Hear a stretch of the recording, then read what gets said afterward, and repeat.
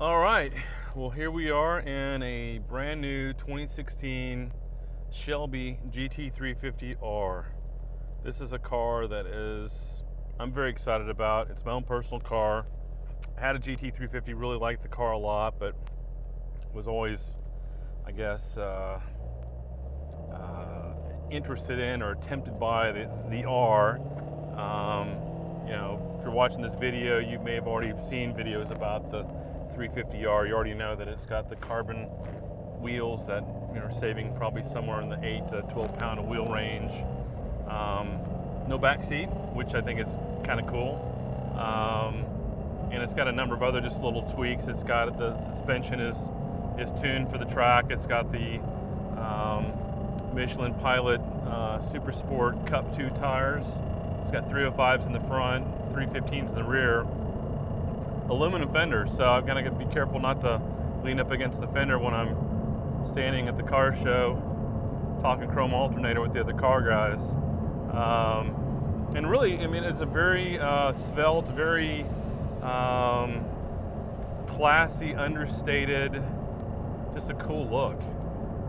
Especially you compare the car to a standard GT Mustang.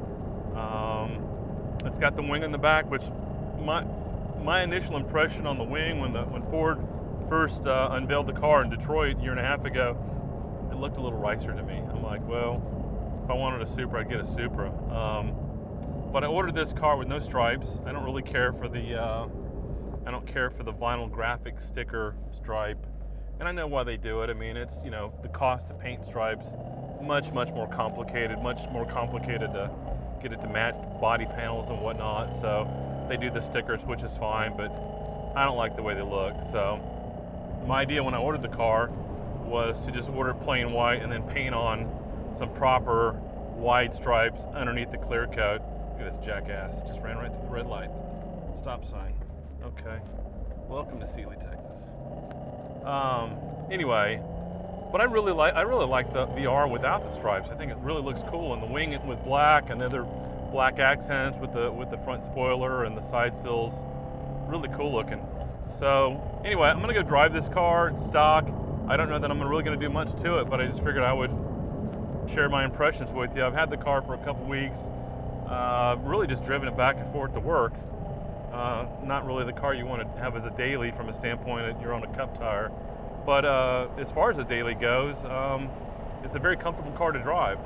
The suspension is very compliant. The car is relatively quiet. You can talk, hands-free on the phone and not have any issues with that. It'd actually be kind of interesting to take the carbon wheels with the track tires off, and maybe just put a nice set of aftermarket wheels on with just a Pilot Super Sport tire, a non-track tire. But anyway, I'm not going to do that because I'm going to track it. So it's just to be kind of a fun car to go to the track with. So I'm just going to go drive a little bit. I've got a little bit of, we're out here, just got on the highway, and I've got a few windy roads, or as windy as they get for near Houston. Just an exit down the highway here, and we're going to get into some of that. And it's a hot day today. It's probably 100 degrees and humid and typical Texas dog days of summer. But driving down the road, super easy. One impression about the car, like when you drive say you drive a Z06 Corvette with the Cup 2 tires on it, with those wider tires, those cars will want to follow every groove in the road. This car just goes dead straight. I mean, we're not going very fast. We're going 66, but a bunch of summertime traffic here on I-10. But the car tracks really straight, which is really nice. What are just some other details about the car? The 5.2 liter V8 Voodoo engine with a flat plane crank has got an amazing sound. You probably already heard that before, but that alone I think is worth the price of admission. What else? The engine it makes all kinds of power once you get it revved up. but it doesn't really have a whole lot of torque anywhere. So you got to turn some RPM on it, which is fine, and it's geared to do that. Fifth gear is the one-to-one. Most cars, most sports cars that we work on, muscle cars, fourth gear is one-to-one. So fifth gear is one-to-one in this car. Whatever the top speed that's possible in this car, which is probably going to be a little bit slower than a non-R, just because you've got the wing, you've got the splitter, you've got a little bit more drag, you got more downforce once you start putting it in turns or get it onto a racetrack. So I'm guessing the top speed is 170-ish, which is, you know, plenty fast for, you know, even if you had this thing over in the Autobahn, that would be kind of cool. But you know, people are going to ask questions like, well, you know, well, how does it compare to the whatever? I mean, I've got a fair amount of seat time in the Z28. There's things I like about the Z28. There's things I love about the Z28. They're different cars. I mean, the Z28, in my opinion, and you know, don't get pissed off at me, the guys at Chevy, I love you too. But the Z28 is a cheaper car, and it is literally. I mean, they weren't limited on production like this car because the carbon wheels are a very new technology, and the company that I believe it's Carbon Revolution out of Australia that make the carbon wheels. I think that's, you know, they're limited on how many they can build, so therefore there's only going to be so many R's. I think this is less than 500 on production. I can't see the plaque for 497. So, you know, you look on eBay right now for R, there's some listed in the $120,000, $130,000 range. You could probably buy one new for 90 to 100 grand off of a sticker price of 67 or 68, something like that. Down here in the country now. Anyway, my first impression of the car is it's absolutely worth the extra money. And really, I mean, if you just talk about the wheels alone, I've heard that the set of wheels costs 15 grand if you could get them. I don't think Ford would sell them to you unless, you know, your car got wrecked or wheels got stolen or something along those lines. So you can't buy these wheels, and if you could, they'd be 15 grand. So the difference in price between a non-R and a 350R is, at least with a set of wheels, then you've got a diff cooler, you got a transmission cooler, you've got the aero package, you've got the tuned suspension, the tires. And I'll admit, I'm not a real big heel and toe guy. I broke my ankle in a car crash about 20 years ago, and so I can't really rotate my ankle to get the heel of my foot onto the gas pedal to blip the gas. So so kind of talking about Camaros and Mustangs. So I was talking a little bit about the Z28. Z28's got more torque. I think maybe I like the shifter a little bit better than the Z28. The new Camaro, the Gen 6, I like the shifter in this car is okay. It's not a problem. And listen to that. Oh yeah. Brakes are good. Hooked up on this little B road, country road. So yeah, just talking Mustangs versus Camaros. I love them both, but this is world class. I've heard people talk about, well, the new GT350R. Even when I kind of first heard about it, I was told, well, you know, that Ford's goal is to make it like a Porsche GT3 or GT3 RS. When I heard that, I'm like, okay, that's, you know, that's a lofty goal, but good luck at that. But having driven the car a little bit, and I haven't got out to a track yet, but I think that might very well be true. The car just feels so balanced, and I think it's just a hell of a value. And I love Porsches. I love anything that's fast and fun to drive. But I guess, I don't know, since we modify a lot of American cars, I love stuff that's American, that's made in the old US of A. It's got the American flag on, and you get the thumbs up from, you know, the guys at the gas station, and when you're just out driving around and the kids standing on the street corner.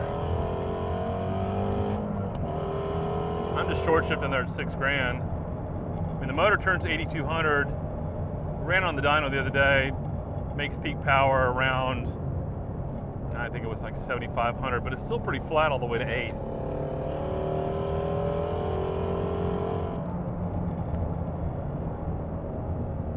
So it's got a couple different settings. It's got the I guess go ahead and make the exhaust a little louder.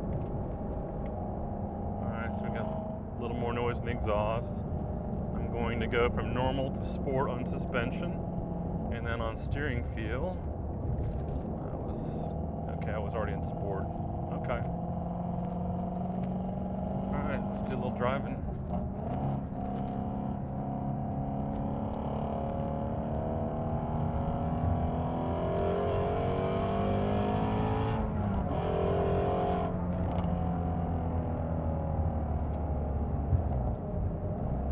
Sorry for the no heel toe for the 4 to 3 shift. My ankle can't do it. Get a little more burble from the exhaust now.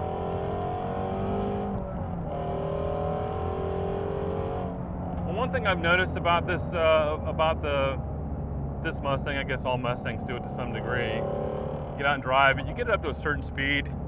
I'm not going to say what speed that is, but the hood kind of starts moving a little bit, and it kind of makes me think that, I know it's not going to happen, but it makes me think that, well, gosh, if I go much faster, is the hood going to fly open on me?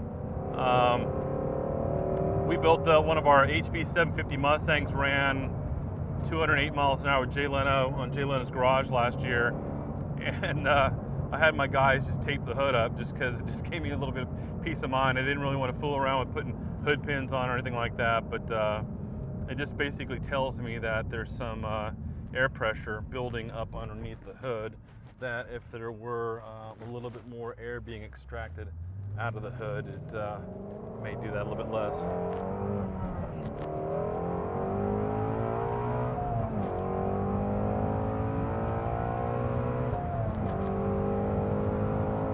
Man, gotta love that. I mean, the sound all day long, and that's a real sound. That's not some crap being piped through the stereo system. That's the real deal. Sorry, people, I have to call you back.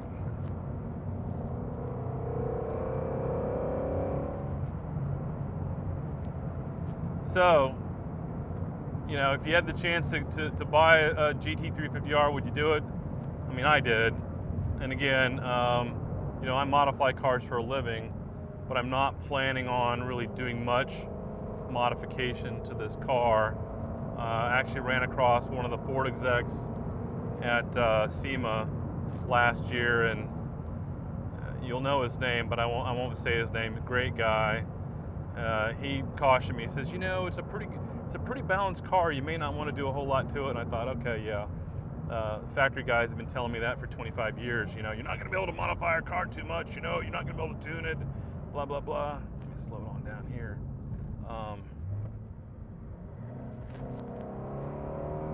And so when I got the 350, I thought, the non-R, I thought, you know, this car is perfect. It wants more horsepower. It needs more horsepower. It doesn't have any torque.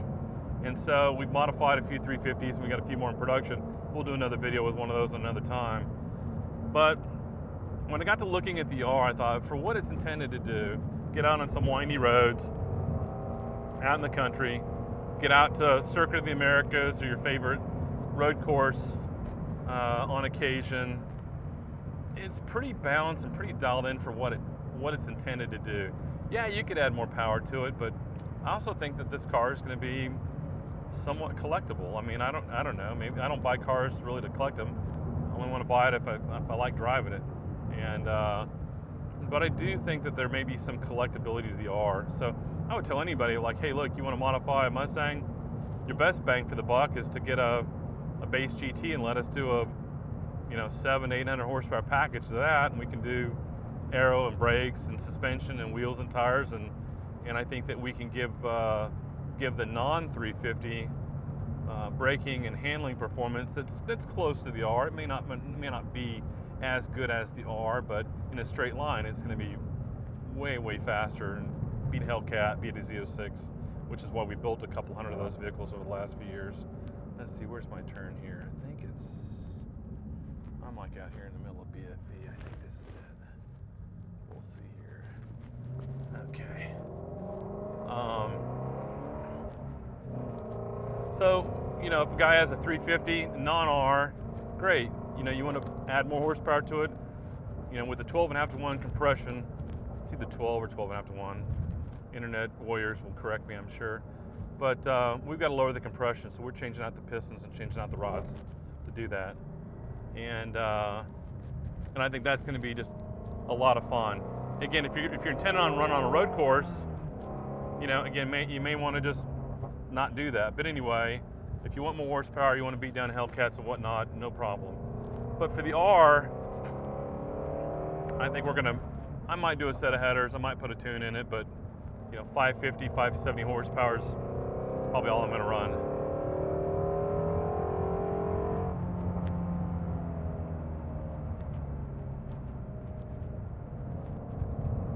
This is awesome.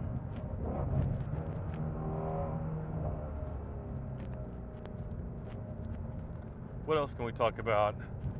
So, some will ask, well, hey, what's the deal with the,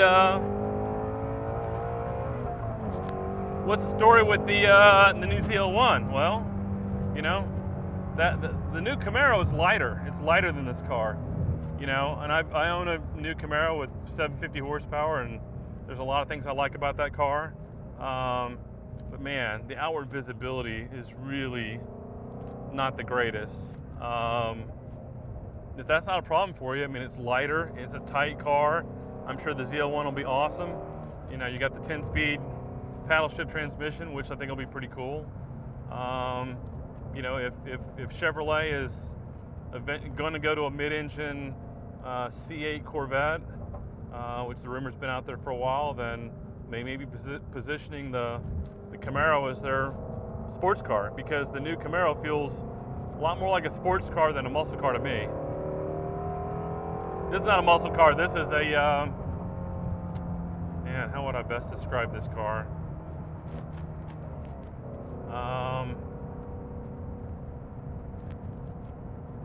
European, exotic, little GT3-ish.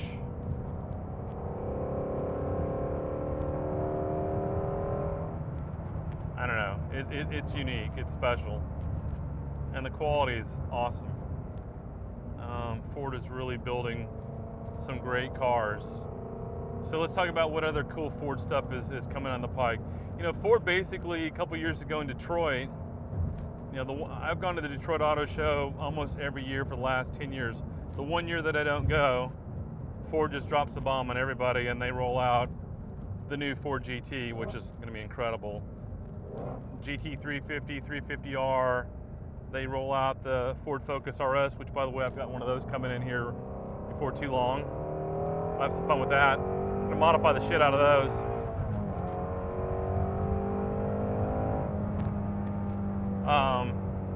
The new Raptor. We're getting a lot of calls and a lot of interest in the new Raptor. EcoBoost. We'll get more power out of it. You know, if somebody says, hey, look, you know, I want a Raptor, but I got to have a V8 and it's got to be supercharged and I want 700 horsepower. Well, we offer our Velociraptor, so we can do that now. You get a brand new 2016 or 2017 Ford truck and we can give it all the power you'd want to have. But I still think there's a lot of performance potential with the new Raptor. I think that 600 horsepower is possible. It's EcoBoost 3.5 liter twin turbo V6. Probably the engine's very, very similar to what's in the GT. And I know some people, you know, probably the people that would never buy one or could afford one are going to complain about the GT not having a V8. But I think that, you know, Ford is they're daring to be different.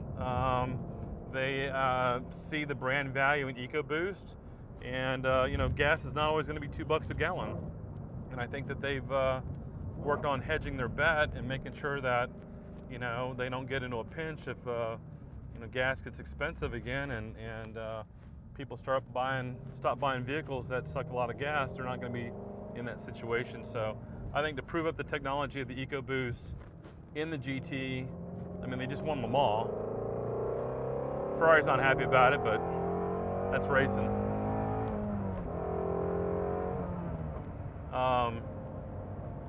You know, the EcoBoost is going to be, I think, world class in the GT. It'll work great in the EcoBoost in the Raptor truck.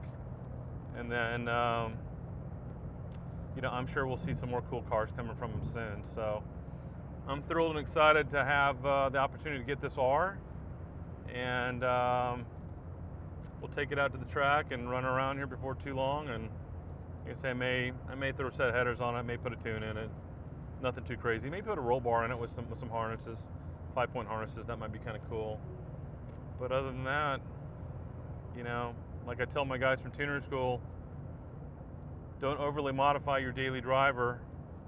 Is one thing I tell them all, because I'm like, if you overly modify your daily driver and it breaks, or you crash it in a race or whatever, then you're taking Uber or hitchhiking.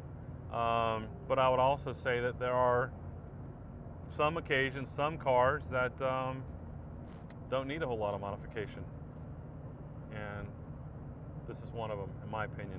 So I say that now. You know, if I were going to modify this car, what I would do, I would pull out the original engine, I would build up another 5.2 and twin turbo it or supercharge it and give it, you know, 800 or 1,000 horsepower or whatever. I probably would do that though. We'll see. Thanks for tuning in. Catch you next time.